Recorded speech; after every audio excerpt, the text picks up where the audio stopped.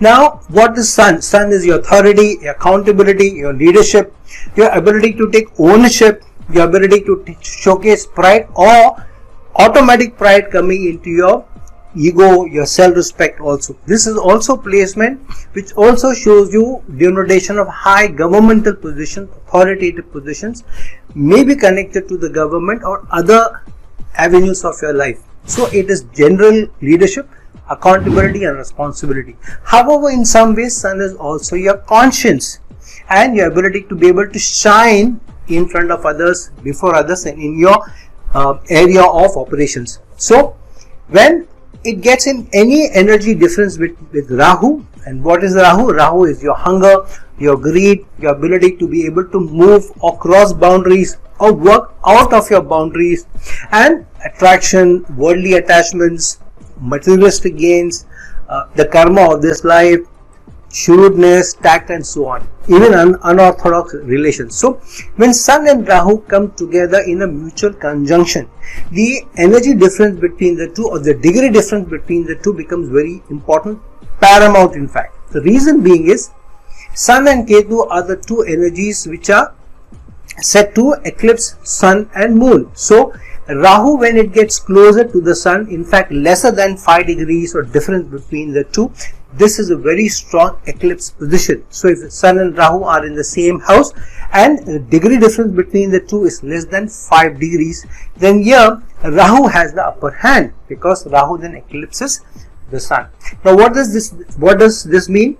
Generally, when Sun gets very close in conjunction with any other entity, any other energy, any other planet, then it combusts the other planet and takes up the responsibility and also the characteristics of the other planet. However, it is a different thing when Sun or Moon get in conjunction with Rahu or Ketu. So when Rahu and Sun are in very close conjunction and the degree difference is less than 5 degrees, then here Rahu has the upper hand, which means that yes, Rahu takes up the responsibility of authority, leadership, accountability, your conscience, your ability to take control of situations, your ability to shine. So what Rahu does is, where you need to show accountability or authority, you make a choice. Wherever you feel that if you take accountability, if you take authority, it will come easily to you. You don't have to put too much of an effort. There is not too much to lose. Then the person may come forward and take accountability and take responsibility when Rahu and Sun are in close conjunction.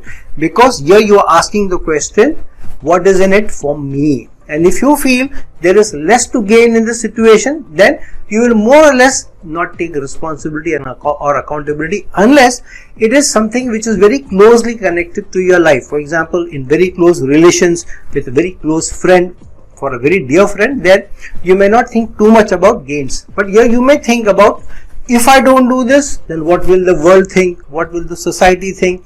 If I don't do this for my wife, for my spouse, what will my in-laws think?